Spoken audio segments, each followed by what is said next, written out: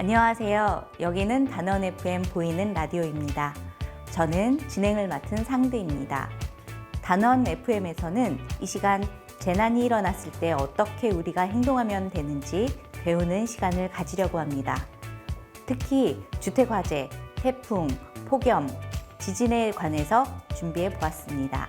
집에서 불이 났을 때 어떻게 해야 할까요? 다가구나 빌라처럼 여러 사람이 함께 사는 곳에서는 한 집에서 불이 나기만 해도 모두가 위험해지는 주택화재에 대해 알아보려고 합니다. 단원 FM은 지난 여름 4.16 재단과 세월호 가족 나눔 봉사단과 함께 다가구나 빌라에 살고 있는 이주민의 화재 예방을 위해 화재 경보기와 소화기를 지원하는 사업을 했습니다. 100가구 정도를 지원했는데요. 이주민들이 거주하는 주택의 대부분 화재 경보기와 소화기가 없었습니다. 우리 스스로의 안전을 위해 화재 경보기와 소화기를 준비해 보시는 건 어떨까요? 안산이 속한 경기도 소방재난본부에서는 주택에서 불이 났을 때 어떻게 행동해야 하는지를 알려주고 있습니다. 첫 번째, 화재 경보기가 울리는지에 대해서 잘 체크해야 합니다. 그러려면 화재 경보기가 집에 있어야 하겠지요. 그리고 불이 난 걸 아는 즉시 밖으로 피해야 합니다. 연기를 피하기 위해 낮은 자세로 코와 입을 막고 이동합니다. 만약에 밖으로 피하지 못해서 집 안에 갇혔다면 문과 창문 틈을 막고 구조를 기다립니다. 안전한 곳으로 피할 수 있다면 피한 후에 119 신고를 하고 아직 피하지 못한 사람들이 있는지 살펴봅니다. 만약 보이지 않는 사람이 있다면 신고 후 도착한 소방관에게 알려주어야 합니다. 한국은 여름이 되면 태풍이 자주 옵니다. 비가 많이 오면 거리와 집이 잠기는 일이 종종 일어나서 뉴스를 자주 보게 됩니다. 대한민국의 정부 행정안전부에서는 태풍이 불거나 비가 너무 많이 와서 위험할 때 어떻게 해야 할지 알려주는 매뉴얼을 만들어 놓았는데요. 경기도 홈페이지에 들어가면 볼 수 있습니다. 매뉴얼에 나와 있는 것처럼 첫 번째, 태풍이 불거나 비가 많이 오면 물이 있는 강가나 바다로 나가지 않습니다. 두 번째, 바람이 너무 불면 유리창이나 건물의 간판이 있는 곳에 가지 않습니다. 될 수 있으면 아무것도 없는 땅이나 건물 안으로 피합니다. 세 번째, 다리가 물에 잠긴 곳에는 절대로 건너가지 않습니다. 네 번째, 운전을 할 경우에 물에 잠긴 지하차도나 도로에 차가 절대로 지나가지 않아야 합니다. 다섯 번째, 산이 무너질 듯 위험한 곳에는 절대로 가지 않습니다. 캠핑도 하면 안 되겠죠? 여섯 번째, 태풍이나 비가 많이 온다고 할 경우에는 절대로 논이나 밭에 물골을 보러 나가지 않습니다. 여름이 되면 더위처럼 무서운 것이 없습니다. 바깥 온도가 너무 높게 올라가면 우리 몸도 뜨거워지는데요. 이때 몸이 아파서 쓰러지거나 죽을 수도 있습니다. 2023년 대한민국에서는 23명이나 피해를 입어 돌아가셨다고 기사에 나와 있습니다.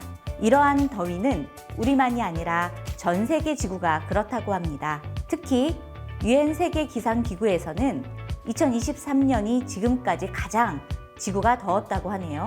경기도에서는 이렇게 더운 여름 폭염에 관해서 대처할 방법을 홈페이지에 올려놓았는데요. 우리가 피부로 느끼는 온도가 33도 이상으로 2일 이상 지속된다고 예상될 때 폭염주의보를 내린다고 합니다. 그리고 35도 이상일 때는 폭염경보를 내린다고 합니다. 그래서 이렇게 더운 날이 계속될 때 우리의 건강을 지키기 위해서는 다음과 같이 해야 합니다. 첫 번째, 물을 자주 마십니다. 두 번째, 시원하게 지내야 합니다. 샤워도 자주 하고 양산이나 모자도 쓰고요. 옷도 가볍게 입어줍니다.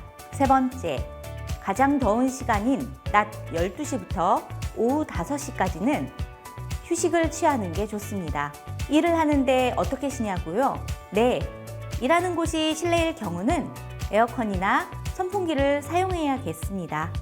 밖에서 일하는 분들은 덥지 않은 시간을 택해서 일해야겠네요. 네 번째, 음식을 먹기 전 손을 반드시 씻어야 하고 음식도 익혀 먹는 게 좋습니다. 경기도에서는 한여름 더위 때문에 고생하는 사람들을 위해 대처하는 방법을 알려주고 있습니다. 첫 번째, 피부가 너무 뜨겁고 건조하며 빨갛게 변하거나 열이 높고 두통이 심하거나 식은땀이 나고 어지러워서 쓰러질 것 같은 경우 먼저 시원한 장소에서 휴식을 취합니다. 두 번째, 충분히 물을 마셔줍니다. 세 번째, 얼음 주머니를 목이나 겨드랑이 밑에 대고 몸의 온도를 낮추어야 합니다. 네 번째, 팔, 다리, 배, 손가락 등이 떨리는 증상이 있으면 마사지를 합니다.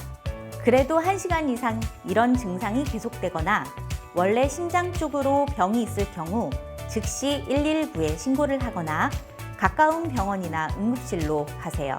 한국에서는 아직 심각하다고 생각할 정도의 대지진이 있지는 않습니다. 하지만 최근 2년 동안 150회의 지진이 있었기 때문에 안전하다고 장담하기 어렵다고 합니다.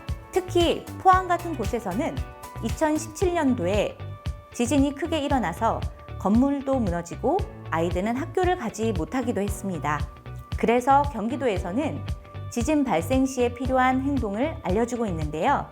우선 튼튼한 탁자 아래로 들어가 몸을 보호해야 한다고 하네요. 두 번째는 흔들림이 멈추면 가스와 전기를 차단하고 문을 열어 나갈 곳을 확보하라고 합니다. 세 번째는 신발을 신고 계단을 이용해 밖으로 나가는데요. 이럴 때 엘리베이터를 타면 안 되겠죠? 네 번째, 밖으로 갈 때는 건물이나 벽이 없는 넓은 공간으로 대피하는 게 좋습니다. 다섯 번째로 공공기관의 안내방송이나 올바른 정보를 따라 해주시면 좋습니다. 지금까지 단원 FM에서 알려드린 경기도 재난안전 대응 매뉴얼이었습니다.